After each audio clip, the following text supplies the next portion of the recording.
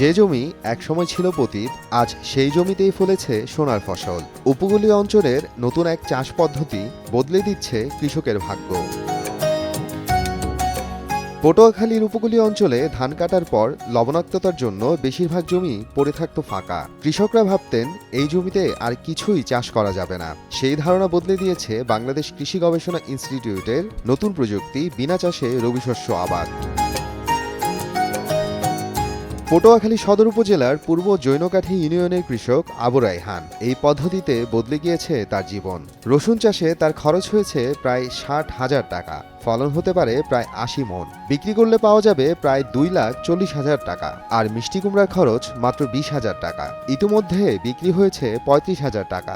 জমিতে রয়েছে প্রায় ৫০,০০০ টাকার ফসল। আমাদের এলাকায় এর আগে কখনোই এই সমস্ত জমিতে হয়তো খালি থাকতো, নয়তো মুগ ডাল ভালো একটা হইতো না।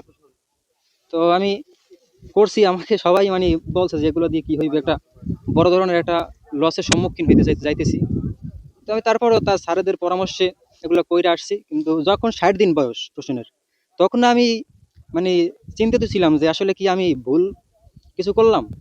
তারপরে যখন আমি দেখলাম যে রসুনগুলো আমার হইতেছে, তখন বুঝলাম যে না, আসলেই কম খরচে অধিক ফলনের আশায় একই পদ্ধতির চাষাবাদে আগ্রহী আশেপাশের কৃষকরাও। বেশিরভাগই মুগ ডাল চাষ হতো। তারপরে আপনার যে তরমুজের দিকে মানুষ ধাবিত হয়, কিন্তু তরমুজ আপনার ওই দিক থেকে আপনার অনেক টাকা খরচ, কিন্তু এই দিক থেকে মিষ্টি কুমড়া, রসুন বলেন, এগুলা চাষাবাদে অনেক খরচ কম, আর রিস্কের ঝুঁকিও কম। অনেক টাকা কম পুঁজিতে এই ব্যবসার দিকে মানুষ যদি ধাবিত হয়, আপনার অনেক উন্নতি করতে পারবে। কম খরচে এত পরিমাণ যে লাভবান আমরা কোনো সময় বুঝি নাই। তাই এবার আমাদের এলাকার রাহান ভাই এরকম চাষ করে অনেক লাভবান হয়েছে, আশা করি লাভবান হবে। ধান কাটার পরে আমাদের এই জমিগুলা পতিত হিসাবে থাকে এবং কিছু মুগ ডাল চাষ করি আমরা, তাতে তেমন বেশি একটা লাভবান হই না। কিন্তু এই ফসলটাই আমাদের এলাকায় প্রথম বিনা চাষে রসুন চাষ, এইটা দেখলাম।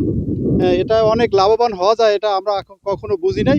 রসুন, মিষ্টি কুমড়া, বিভিন্ন কৃষি চাষ সার ছাড়া এবছরই আমরা নতুন চাষ করলাম কম খরচে। কৃষি গবেষণার ইনস্টিটিউটের মাধ্যমে যে এই ফসল যে কৃষক ফলাইছে, এটা অনেক আশা করি লাভবান হবে। আমরা এই কৃষি পণ্যটা দেখে আমরাও আগ্রহ প্রকাশ করতেছি। পটুয়াখালী সদর ও কলাপাড়া উপজেলার বিভিন্ন অঞ্চলের পরীক্ষামূলক ফসলি জমি পরিদর্শন করেন বাংলাদেশ কৃষি গবেষণা ইনস্টিটিউটের মহাপরিচালক ডক্টর মোহাম্মদ আতাউর রহমান। মাটিকে সংরক্ষিত রাখতে হবে ভবিষ্যৎ প্রজন্মের জন্য, সেজন্য কম চাষ দিতে হবে আর কি। এবং এর আর একটা সুবিধা হলো এই যে যখন আমন ধান কাটা হয় তখন রস থাকে, এবং ওখানে যদি তারা জো অবস্থানের জন্য অপেক্ষা করে তাহলে আরও দেরি হয়ে যায় ফসলটা।